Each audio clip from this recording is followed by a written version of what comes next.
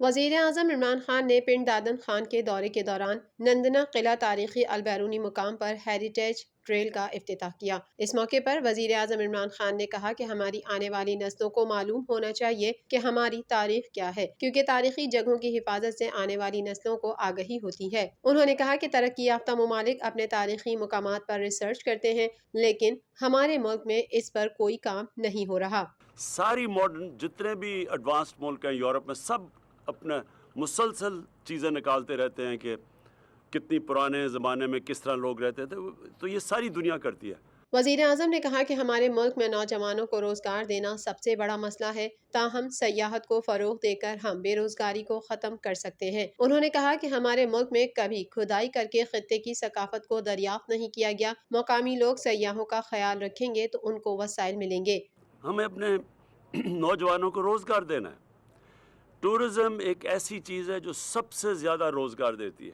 वज़ीर आज़म इमरान खान पिंड दादन खान के दौरे के दौरान मुख्तलिफ मनसूबों का जायजा भी लेंगे। वज़ीर आज़म इमरान खान के हमरा वफाकी वज़रा भी मौजूद हैं। वज़ीर आज़म पिंड दादन खान में 2 नेशनल पार्क की बुनियाद भी रखेंगे, जबकि तिल्ला जोगियां और नंदना किला की बहाली भी दौरे में शामिल है।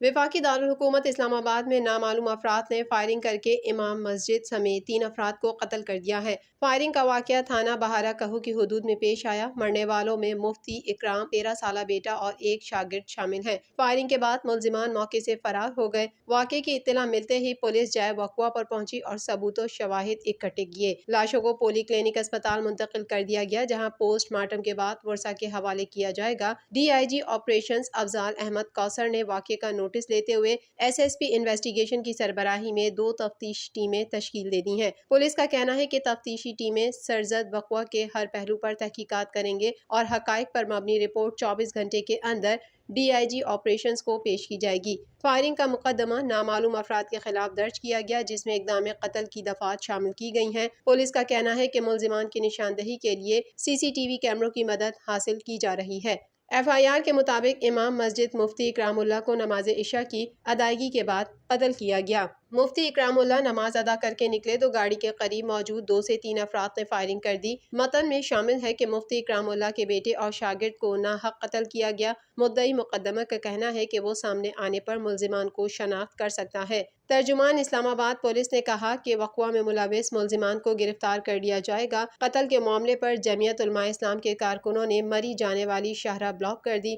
मुजाहिरीन की जानिब से इस्लामाबाद पुलिस के खिलाफ नारेबाजी की गई। JUI के मुजाहरा करने वाले कारकुनान ने कातलों को फिलफौर गिरफ्तार करने का मुतालबा किया और कहा कि कातलों की गिरफ्तारी तक एहतजाज जारी रहेगा। जमीयत उलमा इस्लाम पे और अपोजिशन इत्तेहाद पाकिस्तान डेमोक्रेटिक मूवमेंट के सरबराह मौलाना फजल रहमान कहते हैं कि दारुल हुकूमत इस्लामाबाद में सरेआम निहत्ते शहरियों को शहीद करना अफसोसनाक है। एक बयान के जरिए जमीयत उलमा इस्लाम पे और अपोजिशन इत्तेहाद पाकिस्तान डेमोक्रेटिक मूवमेंट के सरबराह मौलाना फजल रहमान ने मुफ्ती इकरामुल्लाह, उनके बेटे और शागिर्द के कत्ल पर उनके अहल खाना से इजहार ताज़ियत किया है। उन्होंने कहा कि हुकूमत अमन अमान कायम करने में मुकम्मल नाकाम हो चुकी है। दुख और गम की इस घड़ी में अहल खाना के गम में बराबर का शरीक हूँ।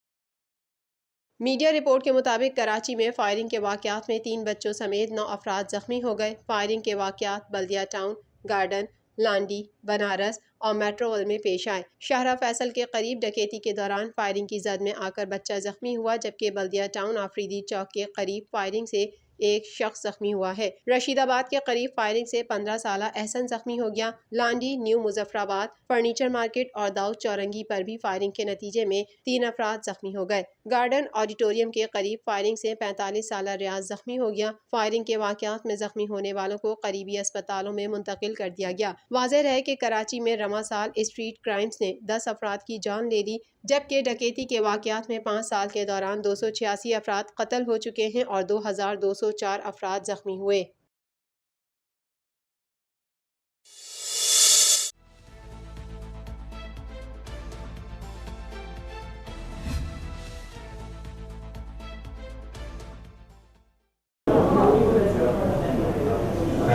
پاکستان میں کرونا کے مزید 1176 کیسز سامنے آئے ہیں، جبکہ 23 افراد زندگی کی بازی ہار گئے ہیں۔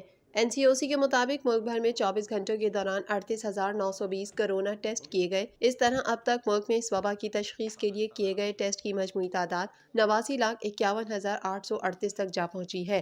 گزشتہ 24 گھنٹوں کے دوران ملک بھر سے کرونا کے مزید 1176 مریض سامنے آئے ہیں۔ اس طرح اب تک اس وبا کا شکار افراد کی مصدقہ تعداد 5,79,973 ہو گئی ہے۔ سندھ میں 2,58,004، پنجاب میں 1,71,349، خیبر پختونخوا میں 72,162، بلوچستان میں 19,045، آزاد کشمیر 10,198، گلگت بلتستان میں 4,956 افراد اور اسلام آباد میں مصدقہ کرونا کیسز کی تعداد 44,259 ہے۔ سرکاری اعداد و شمار کے مطابق گزشتہ 24 گھنٹوں کے دوران ملک بھر میں کرونا سے مزید 23 افراد جاں بحق ہوئے۔ اس طرح اس وبا کے ہاتھوں جان کی بازی ہارنے والوں کی تعداد 12,860 ہو گئی ہے۔ گزشتہ 24 گھنٹوں کے دوران ملک بھر میں کرونا کے 871 مصدقہ مریض صحت یاب ہوئے، جس کے بعد اس وبا کو شکست دینے والوں کی مجموعی تعداد 5,45,277 ہو گئی ہے۔ National command and operation centre کے مطابق اس وقت ملک میں کرونا کے فعال مریضوں کی تعداد 21,836 ہے، جن میں سے 1,562 کی حالت تشویشناک ہے۔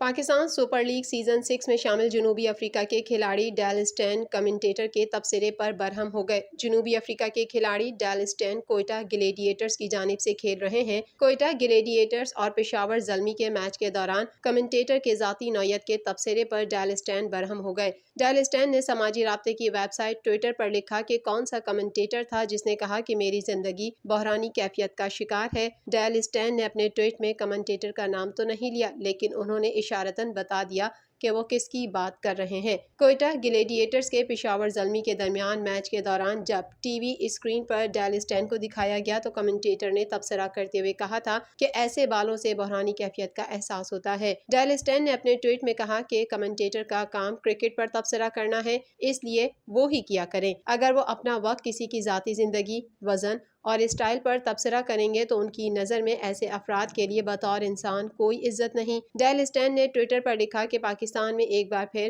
ہجوم کے سامنے کھیل کر انہیں اچھا لگا۔ بدقسمتی سے گلیڈیئٹرز کی ٹیم میچ ہاری، لیکن ٹیم بقیہ میچز میں کم بیک ضرور کرے گی۔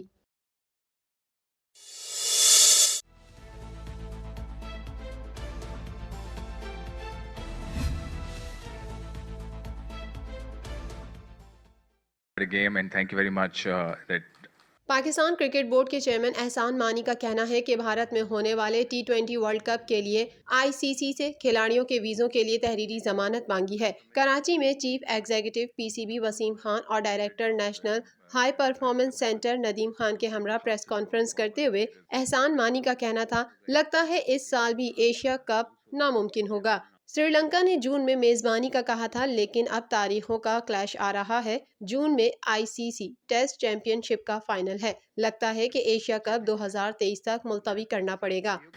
ایشیا کپ پچھلے سال ہونا تھا، وہ پوسٹ پون ہو گیا تھا اس سال کے لیے 21 کے لیے، اور مگر اب لگتا ہے کہ اس سال بھی ناممکن ہوگا، کیونکہ وہ ٹیسٹ چیمپئن شپ کا فائنل ہو رہا ہے جون میں۔ سری لنکا نے کہا تھا کہ وہ جون میں کوشش کریں گے ہوسٹ کرنے کی، اب وہ کوئی ڈیٹس پہ کلیش آ رہا ہے۔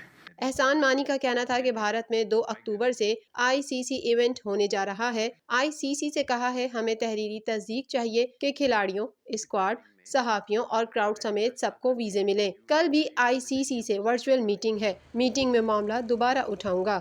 انڈیا میں وہ اس سال ہونے لگا 2 اکتوبر میں، اس میں میں نے بورڈ کو یہ ضرور بتایا ہے کہ ہم نے ICC کو کہا ہے کہ ہمیں ریٹن کانفرمیشن چاہیے کہ ہمیں ہمارے پلیئرز کو، اسکواڈ کو، فینس کو اور خاص طور جرنلسٹ کو ویزاز ملیں۔